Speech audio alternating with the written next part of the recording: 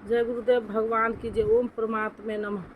गुरु ब्रह्मा गुरु विष्णु गुरुदेवो महेश्वरा, गुरु साक्षात ब्रह्म ब्रह्मा तस्मै श्री गुरुवे नमः। पंचमों अध्याय का 22वां श्लोक। परमात्मा के साथ मिलने से युक्त आत्म वाला है, इसलिए अक्षर आनंद का अनुभव करता है, जिस आनंद का कभी क्षय नहीं होता। इस आनंद का उपभोग कौन कर सकता है? जो बाहर के विषय भोग में आसक्त है, तो क्या भोग बाधक है? भगवान कृष्ण कहते हैं, केवल त्वचा ही नहीं, सभी इंद्रियां स्पर्श करती है। देखना आँख का है स्पर्श, सुनना कान का स्पर्श है। इसी प्रकार इंद्रियों और विषयों के संयोग से उत्पन्न होने वाली सभी भोग यद्यपि भोगने में ही प्रिय प्रतीत होते हैं, किंतु निसंदेह वे सब दुखद योनियों के ही कारण है। वे भोग ही योनियों के कारण है। इतना ही नहीं, भोग पैदा होने और मिटने वाले नस्वान है। इसलिए कौनते विवेकी पुरुष उनमें नहीं फंसते। इंद्रियों के इन स्पर्शों में रहता क्या है? काम और क्रोध, राग और दोष। इस पर श्री कृष्ण कहते हैं, इसलिए जो मनुष्य शरीर के नाश होने से पहले ही काम क्रोध से उत्पन्न हुए वेग को सहन करने में, मिटा देने में सक्षम है, वही नर में नरम करने वाला है, वही इस लोक में योग से युक्त है, वही सुखी है जिसके पीछे दुख नहीं है। उस सुख में अर्थात परमात्मा में स्थिति वाला है। जीते जी ही इसकी प्राप्ति का विधान है, मरने पर नहीं। संत कबीर ने इसी को स्पष्ट किया कि अवधू जीवत में कर आस, तो क्या मरने के बाद मुक्ति नहीं होती? वे कहते हैं, मुए मुक्ति गुरु कहे झूठा दे, मुए मुक्ति गुरु कहे स्वार्थी, झूठा दे विश्वास। यही योगेश्वर श्री कृष्ण का कथन है कि शरीर रहते मरने से पहले ही जो काम क्रोध के वेग को मिटा देने में सक्षम हो गया, वही पुरुष इस लोक में योगी है, वही सुखी है। काम क्रोध ब्रह्म स्पर्शी शत्रु है, इन्हें आप जीते इसी पुरुष के लक्षण पर बता रहे हैं।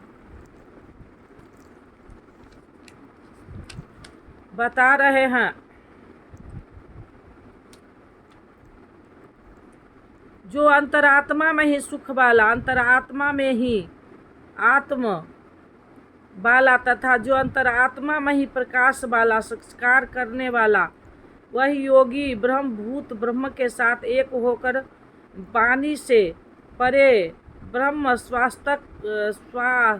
शाश्वत ब्रह्म को प्राप्त होता है।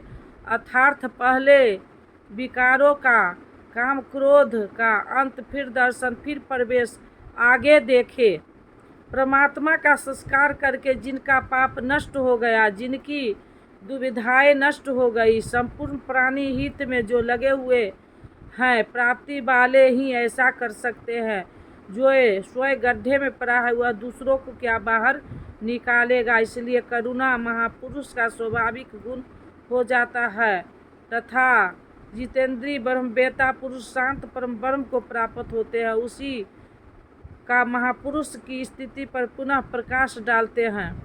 काम और क्रोध से रहित जीते हुए चित्त वाले परमात्मा का संस्कार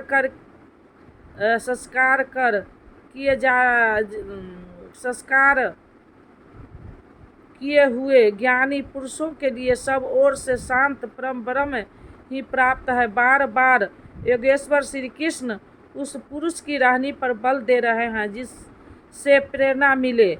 प्रश्न लगभग पूर्ण हुआ। अब वे पुनः बल देते हैं कि इस स्थिति को प्राप्त करने का आवश्यक अंग श्वास प्रश्वास का चिंतन है। यज्ञ की प्रक्रिया में प्राण अपान का हवन, अपान में प्राण का हवन, प्राण और अपान दोनों की गति का निरोध उन्होंने बताया, उसी को समझा रहे हैं। अर्जुन, बाहर के विषय सदृश का चिंतन न करते हुए इन्हें त्याग कर नेत्रों की भूकुंडी को बीच में थिर करके भूवो अंतर का ऐसा अर्थ नहीं कि आंखों के बीच या भाव को ही बीच कहीं देखने की भावना से दृष्टि लगाए। भूकुंडी के बीच का शुद्ध अर्थ इतना ही है कि सीधे बैठने पर दृष्टि भूकुंडी के ठीक मध्य सीधे आगे पड़े, दाहिनी बाएं इधर उधर चकपक न देखे, नाक की दाढ़ी पर ही सीधी दृष्टि रखते हुए कहीं ना कहीं न देखने लगे। नासिका के अंदर विचरण करने वाले प्राण और अपान वायु को सम करके अर्थात दृष्टि को वही थिर करे और सूरत को श्वास में लगा दे कि कब श्वास भीतर गई, कितना रुकी, लगभग आधा सेकंड रुकी है, प्रयास करके न रोके, कब श्वास बाहर निकली, कितनी देर तक बाहर रही।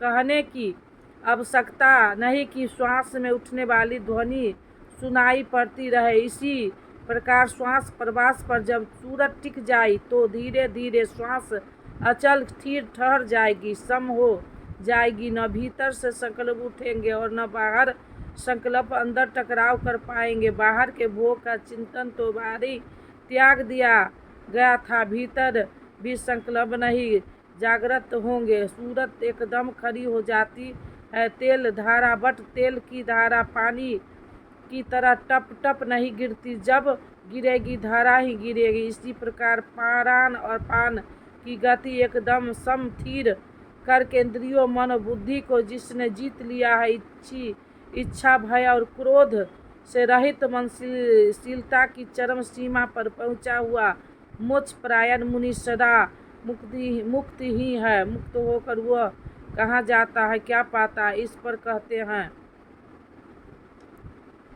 हैं वह मुक्त पुरुष मुझे यज्ञ और तप का भोगने वाला संपूर्ण लोक के ईश्वर का भी ईश्वर, संपूर्ण प्राणी का स्वार्थ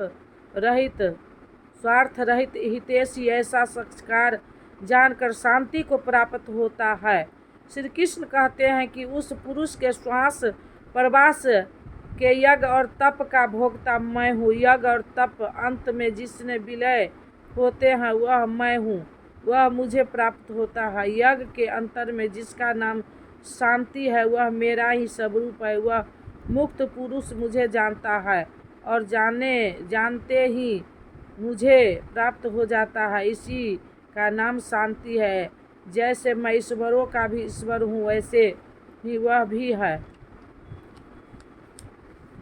भी है। निष्कर्ष, इस अध्याय के आरंभ में अर्जुन ने प्रश्न किया कि कभी तो आप निष्काम कर्म योग की प्रशंसा करते हैं और कभी आप संन्यास मार्ग से कर्म करने का प्रशंसा करते हैं, अतः दोनों में एक को जो आपका सुनिश्चित किया हो परम कल्याणकारी हो उसे कहिए। श्री कृष्ण ने बताया, अर्जुन, परम कल्याण तो दोनों में है, दोनों में वही निर्धारित यज्ञ की क्रिया ही की जाती है। फिर भी निष्काम कर्मयोग विशेष है, बिना इसे किए संन्यास शुभाशुभ कर्म का अंत नहीं होता। संन्यास मार्ग नहीं मंजिल का नाम है। योग युक्त ही सन्यासी है। योग युक्त के लक्षण बता एक ही वही प्रभु है, वह न करता है न कुछ कराता है, बल्कि स्वभाव में प्रकृति के दबाव के अनुरूप लोग व्यस्त हैं। जो संस्कार मुझे जान लेता है वही ज्ञाता है, वही पंडित है। यज्ञ के परिणाम में लोग मुझे जानते हैं। श्वास प्रवास का तप और यज्ञ तप जिसमें विलय होते हैं मैं ही हूँ। यज्ञ के परिणाम स्वरूप मेरे को जानकर वे जिस शांति को प्राप्त होते हैं वह भी मैं ही हूँ। अर्थात श्री कृष्ण जैसा महापुरुष जैसा स्वरूप उसी प्राप्ति वाले हो जाते हैं, उस प्राप्ति वाले को भी मिलता है, वह भी ईश्वर का ईश्वर आत्मा का भी आत्म स्वरूपमय हो जाता है, उस परमात्मा के साथ एक ही भाव पा लेता है। एक होने में जन्म चाहे जितने लगे। इस अध्याय में स्पष्ट किया कि यज्ञ तप का भोगता महापुरुष के भी अंदर रहने वाला शक्ति महेश्वर। अतः इस प्रकार श्रीमद् भगवत गीता रूपी उपनिषद एवं ब्रह्म विद्या तथा योग शास्त्र विषय श्री कृष्ण अर्जुन के संवाद में योग भोगता महापुरुष परस्त महेश्वर नामक 5वां अध्याय पूर्ण होता है। इस प्रकार श्रीमद् परमहंस परमानंद जी के श्री स्वामी अग्रानंद कृत श्रीमद् भगवत गीता भाष्य अर्थार्थ गीता में योग भोक्ता महापुरुष रस महेश्वर नामक 5वां अध्याय समाप्त होता है। हरि ओम तत्सत। जय गुरुदेव भगवान की जय। अब दे दो गीता ज्ञान मिटे अज्ञान गुरु जी हमारे, हम आए शरण तुम्हारे। बालकपन खेलन में खोया, जो मन निंद्रा में तू सोया। भय वृदित हो गई जर जर कात हमारे, हम आए शरण तुम्हारे।